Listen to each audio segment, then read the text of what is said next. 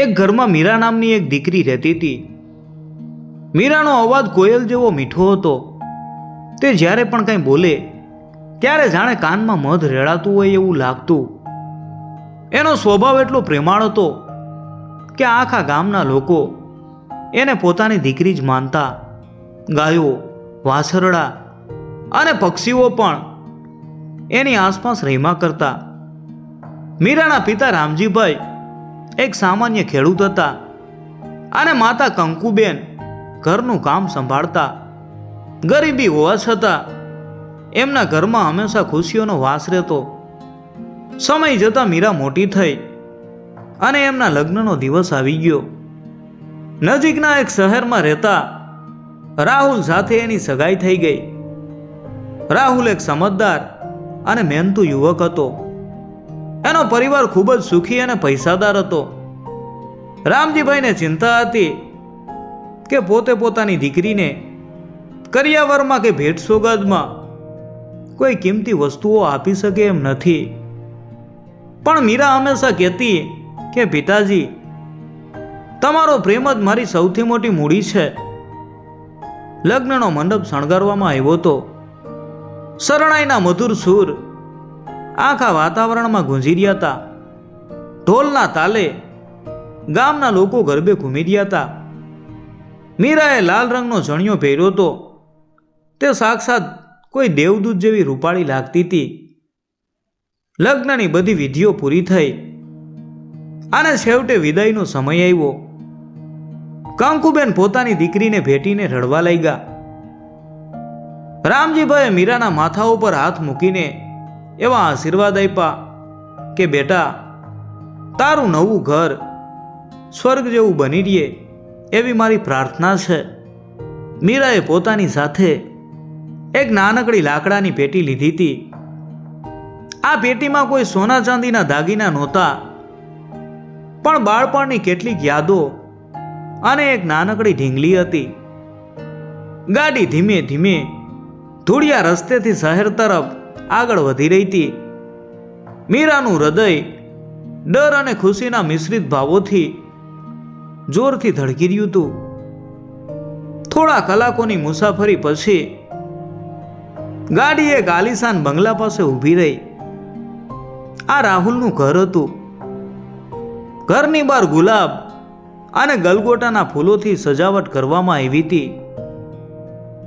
રોશનીથી આખું ઘર ઝગમગી રહ્યું હતું. મીરા જ્યારે ગાડીમાંથી નીચે ઉતરી ત્યારે તેણે જોયું કે દરવાજા પાસે એની સાસુ રમાબેન ઊભા હતા. રમાબેન વિશે મીરાએ સાંભળ્યું હતું કે તેઓ ખૂબ કડક સ્વભાવના છે. એમની આંખોમાં એક અલગ જ તેજ હતું. આસપાસ ઘણા બધા મહેમાનો અને સગાવાલાઓ ઊભા હતા. બધાની નજર આ નવી વહુ ઉપર હતી. મીરાના પગ ધ્રુજવા લાગ્યા. તેણે ધીમેથી ઘર તરફ પગલાં ભર્યા. એના હાથમાં પેલી લાકડાની પેટી જોઈને કેટલાક મહેમાનો ધીમા અવાજે ગણગણાટ કરવા લાગ્યા. અરે, આ નવી વહુ શું લઈને આવી છે? આવા મોટા ઘરમાં આવી સાદી પેટી? આવા શબ્દો સાંભળીને મીરા વધુ ગભરાઈ ગઈ. એને ડર લાગવા માંડ્યો કે ક્યાંક એના સાસુમાં મહેમાનોની સામે એના ગરીબ પિતાનું અપમાન ન કરી દે. રમાબેન ધીમા પગલે મીરાની પાસે આવ્યા. આખું વાતાવરણ એકદમ શાંત થઈ ગયું. પવનનો સુસવાટો પણ જાણે અટકી ગયો હતો. નવી વહુના શ્વાસ અટકી ગયા હતા. સાસુમાએ લાકડાની એ પેટી ઉપર પોતાનો હાથ મૂક્યો અને અત્યંત પ્રેમાળ અવાજે કહ્યું, અરે મારી દીકરી, તું આટલી નાની પેટી કેમ લાવી? મને તો એમ હતું કે તું તારા પિતાજીનો બધો જ પ્રેમ અને આશીર્વાદ કોઈ મોટા પટારામાં ભરીને લાવીશ. આટલી નાનકડી પેટીમાં તારા પિતાજીનો વાલ કેવી રીતે સમાયો હશે? આ શબ્દો સાંભળીને વહુની આંખોમાંથી આંસુ વહેવા લાગ્યા. પણ આ આંસુ ડરના નહોતા, આ તો હર્ષના હતા. એની બધી જ ચિંતાઓ એક ક્ષણમાં હવામાં ઓગળી ગઈ. આસપાસ ઊભેલા મહેમાનો જેઓ થોડી વાર પહેલા પેલી ગરીબ કન્યાની મજાક ઉડાવતા હતા, એમના ચહેરા શરમથી ઝૂકી ગયા. સાસુમાએ બધા લોકો તરફ જોઈને ગર્વથી અને ઊંચા અવાજે કહ્યું, મારા ઘર માટે કોઈ સોના ચાંદીનો ઢગલો કે કિંમતી સામાન જરાય મહત્વનો નથી. મારા દીકરા માટે તો આ દીકરી દુનિયાનો સૌથી મોટો ખજાનો છે. જે છોકરી પોતાના બાળપણની યાદોને અને માતા પિતાના પ્રેમને આટલા જતનથી સાચવી શકતી હોય, એ મારા આખા ઘરને પણ એક તાંતણે બાંધીને સ્વર્ગ બનાવી દેશે. આ વાત સાંભળતા જ આખું આંગણું તાળીઓના ગડગડાટથી ગુંજી ઉઠ્યું. વહુને લાગ્યું કે જાણે તેને તેની સગી માતા પાછી મળી ગઈ છે. સાસુમાએ વાલથી એના માથા ઉપર હાથ ફેરવો અને તેને વળગાડી લીધી. આખી મુસાફરીનો થાક અને અજાણ્યા ઘરનો ડર ક્યાંય ગાયબ થઈ ગયો. ત્યારબાદ ઘરમાં પ્રવેશ કરવાની વિધિ શરૂ થઈ. ઘરના ઉંબરા ઉપર ચોખાથી ભરેલો એક નાનકડો તાંબાનો કળશ મૂકવામાં આવ્યો હતો. નવી વહુએ પોતાના જમણા પગથી એ કળશને હળવેકથી અડક્યો અને ચોખા ઘરની અંદર વેરાયા. આ માત્ર ચોખા નહોતા, પણ જાણે એના પગલે ઘરમાં આવેલ સુખ, શાંતિ અને સમૃદ્ધિ હતી. ત્યારબાદ તેણે કંકુવાળા પાણીમાં પોતાના પગ પલાળ્યા અને ધીમેથી ઘરમાં પ્રવેશ કર્યો.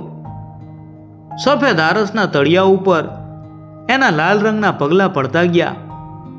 એ દ્રશ્ય જોઈને એવું જ લાગતું હતું જાણે સાક્ષાત લક્ષ્મીજી ઘરમાં પધાર્યા હોય. મંગળ ગીતો ગવાવા લાગ્યા અને આખું ઘર આનંદથી ઝૂમી ઉઠ્યું. આખો દિવસ મહેમાનોની ચહલ પહલ અને હસી મજાકમાં પસાર થઈ ગયો. ધીમે ધીમે સાંજ ઢળી અને રાત પડી એટલે ઘર એકદમ શાંત થઈ ગયું. વહુના ઓરડાને ગુલાબ અને મોગરાના ફૂલોથી ખૂબ જ સુંદર રીતે શણગારવામાં આવ્યો હતો. ફૂલોની સુગંધથી આખો ઓરડો મધમધી રહ્યો હતો. તે ધીમા પગલે ઓરડામાં ગઈ. ત્યાં એનો પતિ રાહ જોતો ઊભો હતો. એના ચહેરા ઉપર એક મીઠું સ્મિત હતું. યુવકે પોતાની પત્નીને આવકાર આપ્યો અને તેને પલંગ ઉપર બેસવાનું કહ્યું. તેણે પોતાના ખિસ્સામાંથી એક નાનકડી મખમલની ડબ્બી કાઢી અને પત્નીના હાથમાં મૂકી. વહુએ ખૂબ જ આશ્ચર્ય સાથે એ ડબ્બી ખોલી તો અંદર એક નાનકડી ચાંદીની ચમકતી જાવી હતી. તેણે નવાઈ પામીને પતિ સામે જોયું અને પૂછ્યું, આ જાવી શેની છે? શું આ કોઈ તિજોરીની ચાવી છે? યુવકે પત્નીનો હાથ પોતાના હાથમાં લીધો અને એકદમ ધીમા અવાજે કહ્યું, આપણા ઘરની પાછળના બગીચામાં એક જૂનો ઓરડો છે. એ ઓરડાનો દરવાજો હંમેશા બંધ જ રહે છે. એની અંદર મારા જીવનનું એક એવું રહસ્ય છુપાયેલું છે જે આજ સુધી દુનિયામાં કોઈ નથી જાણતું, મારા માતા પિતા પણ નહીં. હવે તું મારી જીવનસાથી બની ગઈ છે એટલે મારા જીવનના દરેક રહસ્યો ઉપર માત્ર તારો હક છે. આ એ જ ઓરડાની ચાવી છે.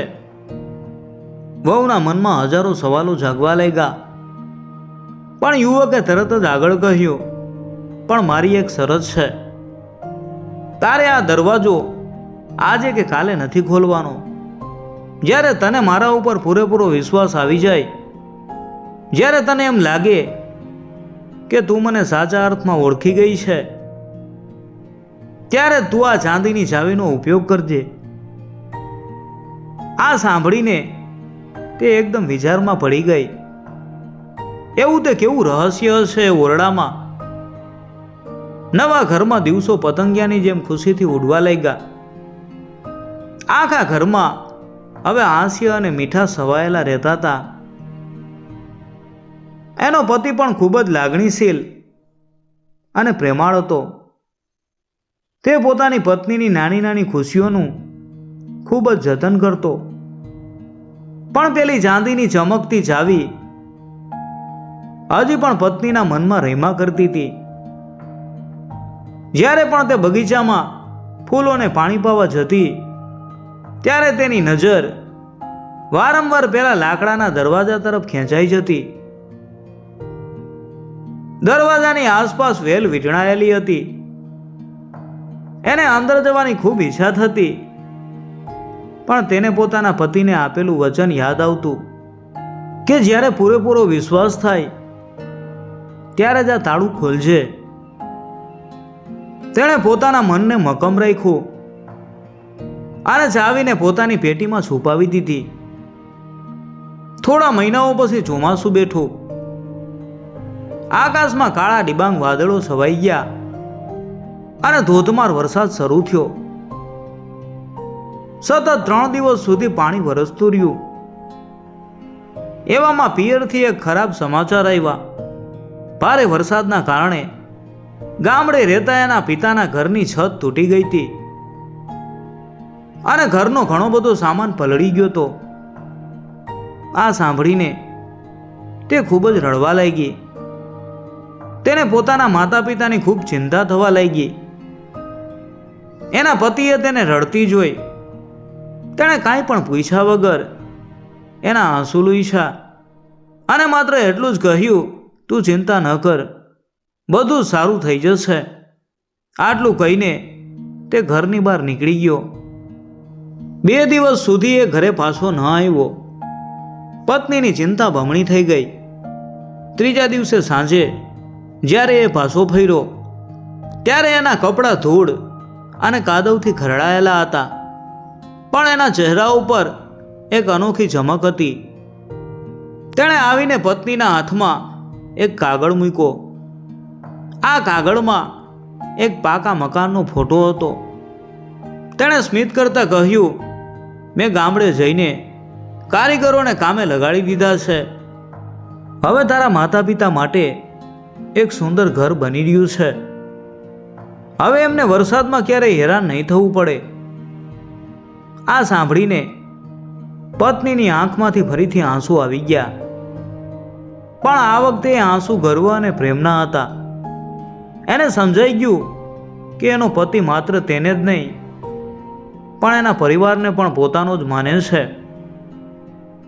દુનિયામાં આનાથી સારો જીવનસાથી બીજો કોઈ ન હોઈ શકે. હવે એના મનમાં કોઈ શંકા નહોતી. તેને પોતાના પતિ ઉપર 100% કરતાં પણ વધુ વિશ્વાસ આવી ગયો હતો. એ જ રાત્રે પૂનમનો ચાંદલો આકાશમાં 16 કળાએ ખીલ્યો હતો.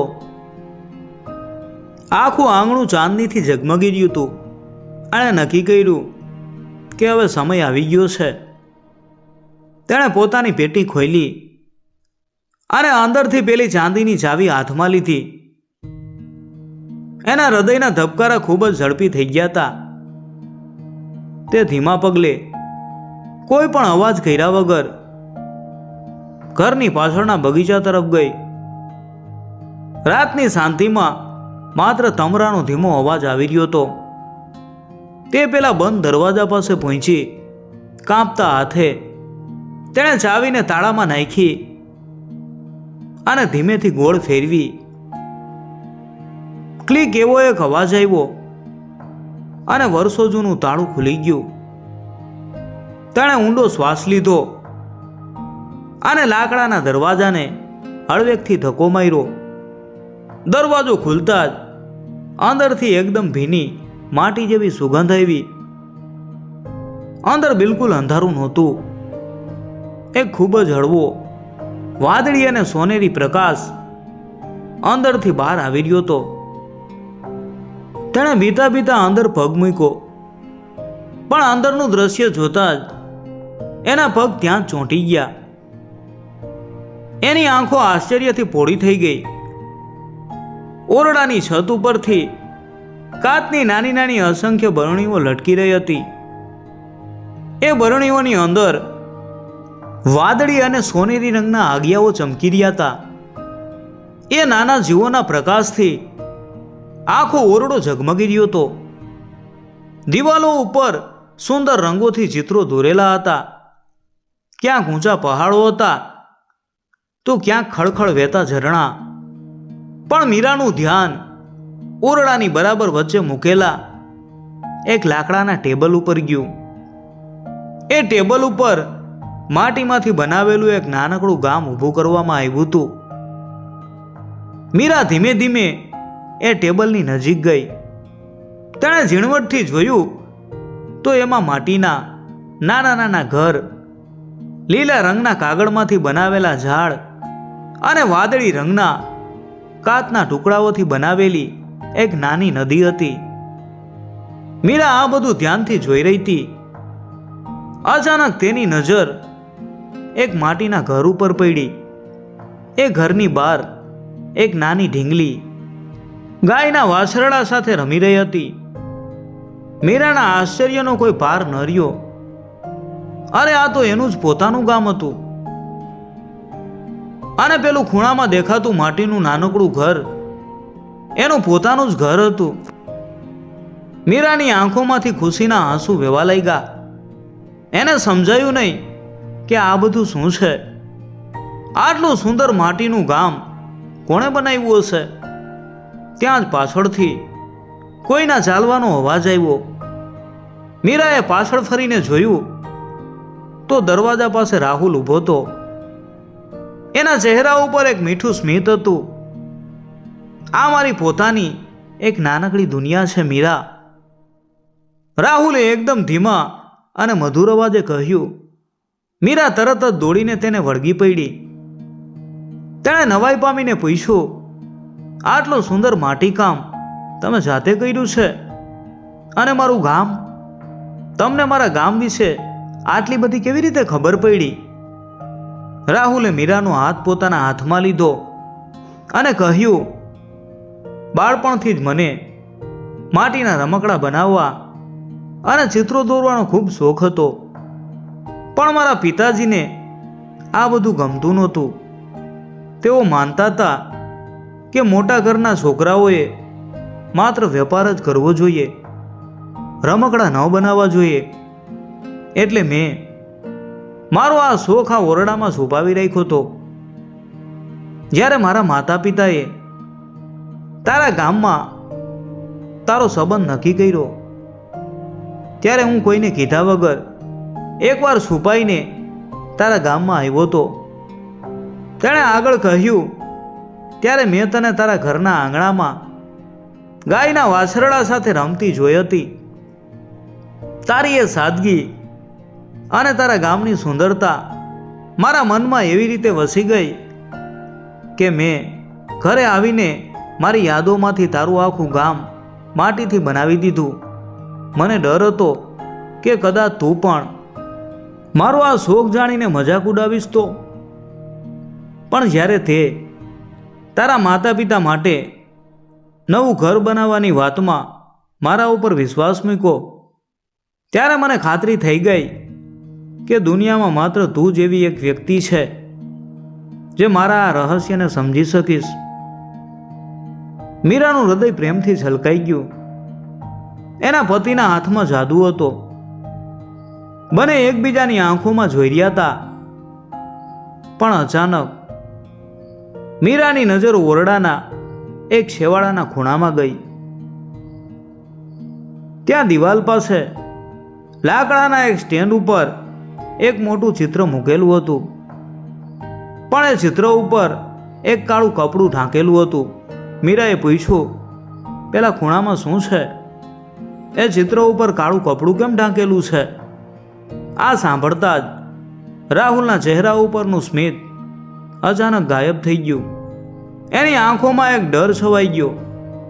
તેણે મીરાનો હાથ છોડી દીધો અને ભારે અવાજે કહ્યું, એ મારી જિંદગીની એક એવી દર્દનાક ભૂલ છે જેને હું ક્યારેય સુધારી શકતો નથી. મીરા, મારી તને બે હાથ જોડીને વિનંતી છે કે તું એ કાળું કપડું ક્યારેય હટાવતી નહીં. મીરા એકદમ સ્તબ્ધ થઈ ગઈ. એ રાત્રે બંને જણા ઓરડાની બહાર આવી ગયા. પણ મીરાને આખી રાત ઊંઘ ન આવી. એને સતત એ જ વિચાર આવતો હતો કે એવો તે કયો ડર છે જેણે રાહુલ જેવા માણસના મનમાં આટલી ઊંડી છાપ છોડી દીધી. મીરા જાણતી હતી કે જ્યાં સુધી આ દર્દ દૂર નહીં થાય ત્યાં સુધી રાહુલ ખુશ નહીં રહી શકે. બીજા દિવસે સવાર પડી. સુરત દાદાએ આકાશમાં પોતાના સોનેરી કિરણો પાથર્યા અને પક્ષીઓનો મીઠો કલરવ શરૂ થયો. મીરાએ મનોમન એક નિર્ણય લીધો. તે સીધી પોતાની સાસુ રમાબેન પાસે ગઈ. રમાબેન આંગણામાં તુલસી ક્યારે દીવો કરી રહ્યા હતા. મીરાએ તેમની પાસે જઈ અને ધીમેથી પૂછ્યું કે માં, રાહુલને બાળપણમાં ચિત્રો દોરવાનો બહુ શોખ હતો ને? શું થયું તું એવું કે એણે ચિત્રો દોરવાનું છોડી દીધું? આ સવાલ સાંભળતા જ રમાબેનના હાથ થંભી ગયા. એમની આંખોમાં અચાનક જળજળિયા આવી ગયા. તેમણે ભારે અવાજે કહ્યું, હા દીકરી, એના હાથમાં જાદુ છે, પણ અમે જેના સૌથી મોટા ગુનેગાર છીએ. જ્યારે રાહુલ નાનો હતો ત્યારે વેપારી બનવાની લાઈમાં અમે બંનેએ કડક થઈ અને એના રંગો અને પીંછીઓ છીનવી લીધા હતા. અમે એને ખૂબ વઢ્યા હતા. એ દિવસ પછી રાહુલે ક્યારેય અમારી સામે કાંઈ દોર્યું નથી. મને આજે પણ એ વાતનો ખૂબ પસ્તાવો થાય છે કે મેં મારા દીકરાની ખુશી છીનવી લીધી.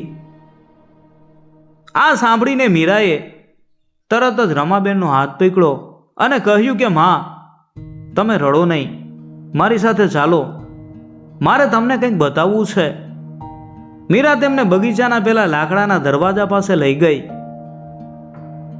તેણે ધીમેથી દરવાજો ખોલ્યો.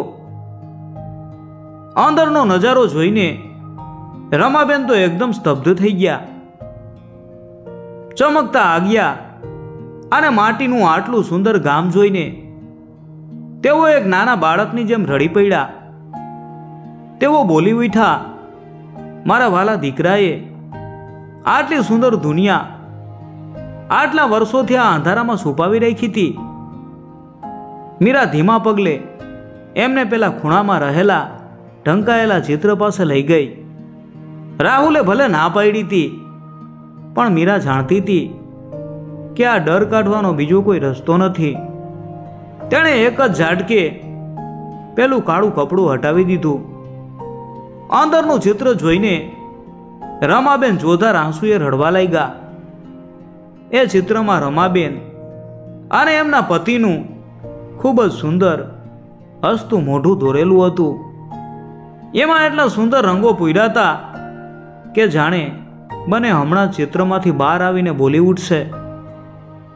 પણ એ ચિત્રની બરાબર વચ્ચે એક બહુ મોટો કાળો ડાઘ હતો.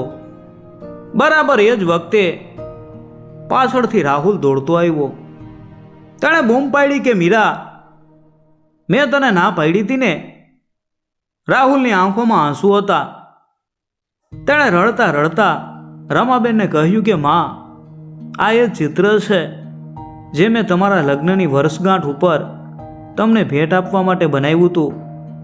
પણ એ દિવસે પિતાજીએ મારા હાથમાંથી પીછી ઝૂંટવી લીધી હતી અને મારા જ હાથથી આ ચિત્ર ઉપર કાળો રંગ ઢોળાઈ ગયો. મને લાગ્યું કે મેં તમારું ચિત્ર બગાડીને બહુ મોટું પાપ કર્યું છે. હું એક ખરાબ દીકરો છું, એટલે જ મેં આને કાળા કપડાથી ઢાંકી દીધું હતું. રમાબેને તરત જ આગળ વધીને રાહુલને પોતાના ગળે વળગાડી લીધો. તેમણે તેના માથા ઉપર ચુંબન કરતા કહ્યું, મારા દીકરા, ચિત્ર તે નહોતું બગાડ્યું, અમે તારું બાળપણ બગાડ્યું હતું. આ કાળો ડાઘ એ અમારા ગુસ્સાનો છે. તારા જેવો દીકરો તો નસીબદારને મળે. અમને માફ કરી દે બેટા. એટલામાં રાહુલના પિતાજી પણ ત્યાં આવી ગયા. બધી વાત જાણીને તેઓ પણ રડી પડ્યા અને દીકરાને ભેટી પડ્યા. ત્યારે જ મીરાએ તરત જ એક પીંછી લીધી અને પેલા ચિત્ર ઉપર રહેલા કાળા ડાઘ ઉપર થોડા સોનેરી અને વાદળી રંગના લસરકા કર્યા. જોતામાં એ કાળો ડાઘ એક સુંદર મજાના સોનેરી પાંખોવાળા ઉડતા પક્ષીમાં બદલાઈ ગયો. જાણે કોઈ પક્ષી આકાશમાં મુક્ત થઈને ઉડી રહ્યું હોય. ચિત્ર હવે પહેલા કરતાં પણ 1000 ગણું સુંદર લાગી રહ્યું હતું. આખો પરિવાર ખુશીથી એકબીજાને ભેટી પડ્યો. એ દિવસ પછી પેલા ઓરડાનો દરવાજો ક્યારેય બંધ ન થયો. રાહુલે પોતાની કળાને આખી દુનિયા સામે મૂકી. મીરાના પ્રેમે સાબિત કરી દીધું કે સાચો પ્રેમ અને વિશ્વાસ કોઈ પણ જૂના ઘર ઉજાવી શકે છે. અને એ નાનકડું ઘર હંમેશા માટે હાસ્ય, રંગો અને ખુશીઓથી ભરાઈ ગયું. મિત્રો, જો આ વાર્તા તમને ગમી હોય તો વિડીયોને લાઈક કરજો અને કોમેન્ટમાં જય માતાજી લખવાનું ભૂલતા નહીં.